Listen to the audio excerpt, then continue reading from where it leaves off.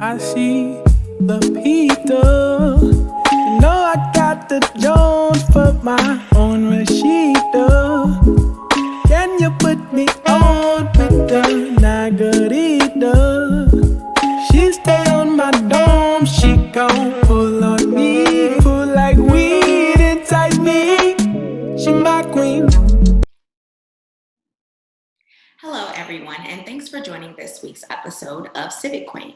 Today, we'll be working through a voter registration training so that those of you who want to get involved and what we're doing in the community know exactly how to do it effectively. I'm going to go ahead and get started by sharing my screen.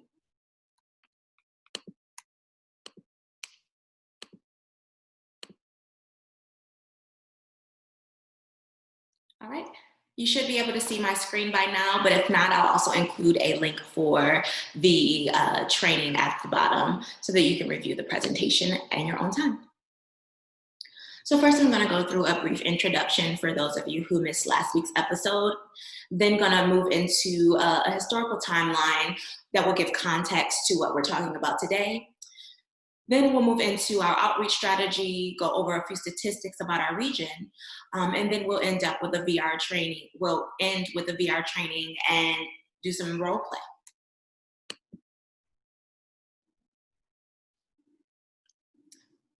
For those of you who don't know, my name is Deanna LaFay, and I am an HBCU graduate, and I've worked for a number of political organizations and nonprofits over the past few years. I'm currently serving as the DFW Regional Field Coordinator at Texas Freedom Network. Over the past year, our team has registered over 4,500 students in our region, and we've also assisted with poll worker recruitment in Dallas, Denton, Collin, and Tarrant County during the 2020 presidential election.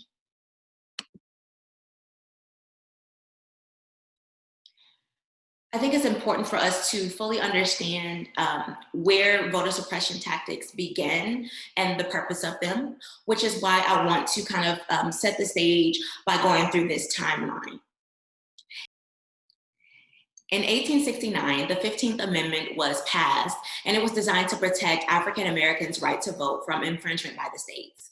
By 1870, the first African Americans were serving in Congress as Republicans, and this is known as the Reconstruction era. After the Compromise of 1877, however, state legislatures began to pass the Jim Crow laws, which were meant to establish racial segregation and restrict labor rights movement and organizing by Black people.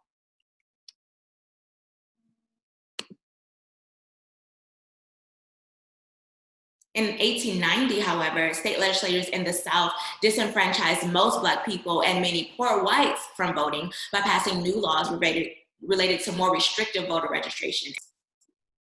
By 1965, the civil rights movement had gained so much national traction that the US Congress passed laws to end segregation and enforce constitutional civil rights and voting rights, specifically for those who have been disenfranchised, mostly affecting Black and brown folks. In 1993, the National Voter Registration Act was signed into law by President Bill Clinton. It simplified voter registration, introduced vote by mail, and prohibited purging voters from the rolls without just cause.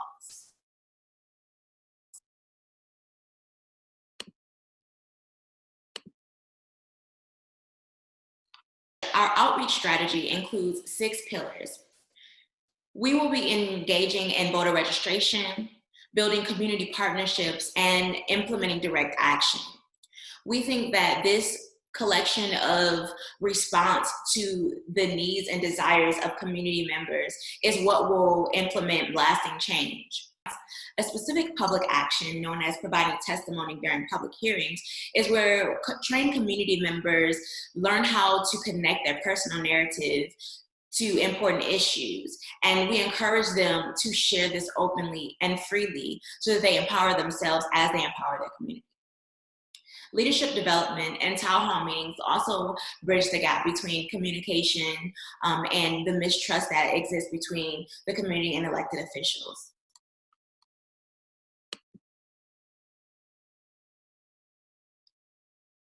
In the state of Texas, 78% of Texans 18 and over are registered to vote. Texas now has almost 17 million voters, which is 2 million more, about 2 million more than there were in 2016. Now, this is as of 2018, so we know that because of the work that many organizations did across the state in 2020, this number is probably much higher than this. And we're probably closer to 20 million at this point. 2 in 5 Texans identify as Hispanic or Latino, and almost 60% of the state population is made up of people of color.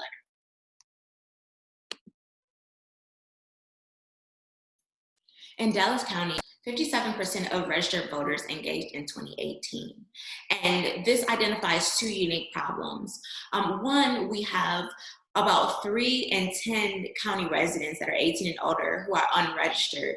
And we also have about half of the population that is registered not choosing to engage on election day. Now we're going to move into our actual training, which will identify best practices and share important rights to know while engaging as a VDR.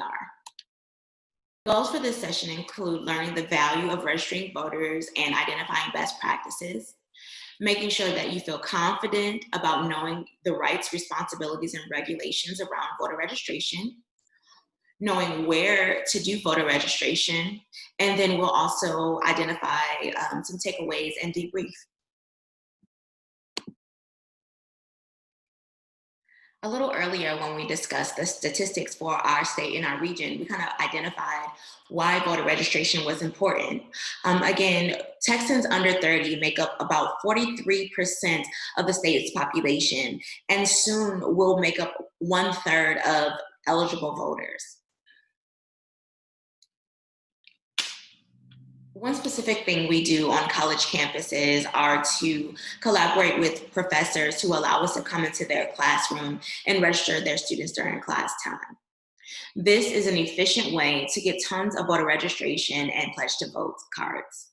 It emboldens the relationships with professors, and it's a good recruitment method for volunteers. While doing this in the classroom, you kind of play on the social pressure that's created when students see their peers filling out the form and engaging. It kind of makes them feel as though they have to engage as well, which is what boosts voter registration numbers in this way. At community events, our organizers focus on engaging with community members in a genuine way. We also do things like tabling, where we provide some type of snack or some type of incentive to come to our table and speak. Oftentimes, candy, pizza, or donuts are great ways to start conversations and to kind of gauge the involvement of those that you are speaking with. Being active in both of these areas increases the amount of Texans we contact and allows us to make lifelong voters out of them. As a VDR, you have several responsibilities that are legally binding. You are supposed to review forms for completeness in the voter's presence. We do not offer any item of value in exchange for registering voters. Like I said before, we do oftentimes have treats on our tables, but they are not in exchange for voter registration. Anyone who comes to our table is more than welcome to help themselves to what we have to offer. You are also required to turn forms to the county that that person is registering in no later than 5 days after you receive a completed form. You also are only allowed to volunteer if you are certified as a VDR in that specific county. And we are mandated to follow each county's procedures for voided forms. Some counties do require that you turn in your voided forms when you turn in completed voter registration forms. Other counties allow you to dispose of the forms on your own, such as shredding or cutting them up so that the information is protected. You also have a constitutional right to be on public property, such as public parks and sidewalks. So do not be discouraged if someone tells you to get out of an area where you are entitled to be present. If anyone challenges you on your right to register voters, let your supervisor know so that we can handle it. We never want you to put yourself in danger. So if you do feel uncomfortable, always find a safe place, then reach out to your supervisor and we will give you next steps on how to engage after that. Response. Here is a sample voter registration form for the state of Texas. I will go through the form completely, letting you know which items are required and which are optional. For number one, you would identify whether the application is new, you're including a change of address, or you are just requesting a replacement card. This is a required item, so make sure that one of the boxes are checked before moving on. They are also required to identify whether or not they are a U.S. citizen and if they will be 18 by the next election day. For box 2, you will make sure that they write their last name and first name legibly, and the maiden name and the middle initial are optional. For number 3, they should provide their complete residential address, including their dorm room number or apartment number, making sure to identify the city and the county that they reside in. Box 4 is optional and should be completed if their mailing address is different than the address that they wish to register in.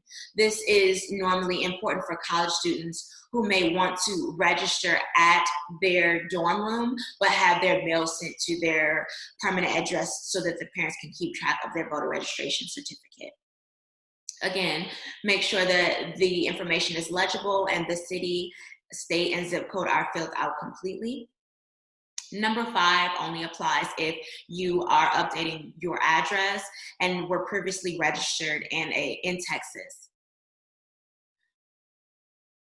5 is required, so make sure that the birthday is provided. 7 and 8 are optional. You are not required to include your gender or phone number. Providing a phone number is helpful in case we do have forms that are illegible, or if you have to reach out to them because the form is not completed properly and you need to connect with them so that they can kind of correct any mistakes that were made. But again, it is your responsibility to make sure that that doesn't happen the first time around. For box 9, new registrants are only required to fill out one or the other. If they do not have a Texas driver's license, then they are required to provide the last 4 of their social security number. If they don't have either, which is usually the case for maybe high school students that are new to the system, they can check that they don't have their driver's license or the last 4 of their social security number. And most county offices are okay with trying to look up their information by their first and last name and their birthday. But again, make sure that this is the last option that we use, because we do want their information to be processed in a timely manner. Lastly, box 10 is where the new registrant should sign and date the form. You as a VDR then need to provide your VDR number and sign and date as well. Make sure that the dates match and it is the correct date. Again, you have 5 days to turn in these completed forms, so it is extremely important to make sure that all of the information is accurate. At the bottom is where you provide a receipt. Some counties provide both a receipt to the VDR and the new registrant, but counties such as Tarrant only provide a receipt to the new registrant. So you would kind of duplicate the information that's on the form, filling in the first and last name, the address, and making sure that you're signing as a VDR, which also certifies that you review the form one more time, making sure that you identify any discrepancies or any illegible writing, so that the voter registration officials can input this information into the system seamlessly. Now we're going to talk about effective ways to register new voters. So whenever I'm out in the field, I kind of gauge the audience before I start to engage. So oftentimes when you have something on your table, they're automatically going to come up. If you have candy, any type of food, that kind of is an automatic magnet. But I do kind of make sure that I'm extremely conscious of my body language and my tone. So whenever someone is walking by for tabling, I kind of use one of two approaches. So I start off by saying, "Hello, are you registered to vote?" If you notice, my voice is kind of high pitched and energetic, which engages them in a way that may be unexpected, but it often solicits a response, right? It minimizes their opportunity to ignore you because you do sound so pleasant. Now, this approach will be different when you're at class, where you're doing class reps. We often kind of give a brief introduction for our organization, and we talk about the items on the voter registration form that are required. And this kind of in itself pressures, for lack of a better word, students into engaging because they see their peers doing it. But when you're out in the community, you're engaging more on a one-on-one basis. And so it's important for you to be aware of your body language and your tone. Now we're going to walk through how to engage voters and then provide follow-up questions to get the most out of the interaction. When you first get started, it's common to be nervous and to be unsure of how to effectively ask the question.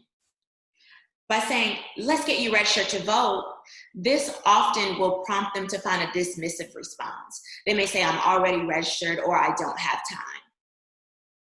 Now I'm going to go through how to effectively ask them the first time and then follow up with questions that will kind of pull a little bit more information out of them if you're not satisfied with their initial response. So I start off by saying, "Are you registered to vote at your current address?" This reminds everyone that when they move, they are no longer up to date with their voter registration. If they're unsure, you ask them, "Have you moved recently?" And if so, then that will lead you into the process of helping them to fill out the form. If they say no, then you ask, "Do you know where your voter registration certificate is?" If the response is no, a good follow-up will be, "If you don't know where the voter ID card is, you'll want to fill this out again," and immediately hand them the clipboard with a pen so that they can start filling it out. Once they're done and I'm reviewing it for any mistakes, I then also give them an opportunity to complete a pledge to vote card, which keeps them busy as I'm filling out their receipt. You can respond with, "Awesome, let's fill out this pledge to vote card so we can send you election reminders." This step is crucial to gaining contact information and plugging them into events while ensuring that they have everything they need to vote. After registering voters at an event, it's super important to make sure that you input the data at the end of the night. This will help us to identify where we are in relation to our ultimate goal. As a canvasser, you likely have daily, weekly, and quarterly goals that you need to maintain, right? From the voter registration form, you can input the name and address into the database. And then from the pledge to vote card, you should be inputting all of the fields that are filled out completely. This data is used to accurately track our success in the field and compare it to the voter file, so that after their registration is updated, we can then go in and verify that this person was indeed registered in the correct county at the correct address. So the voter file is a statewide official record of who has ever voted. So as they engage, this file will become more complete.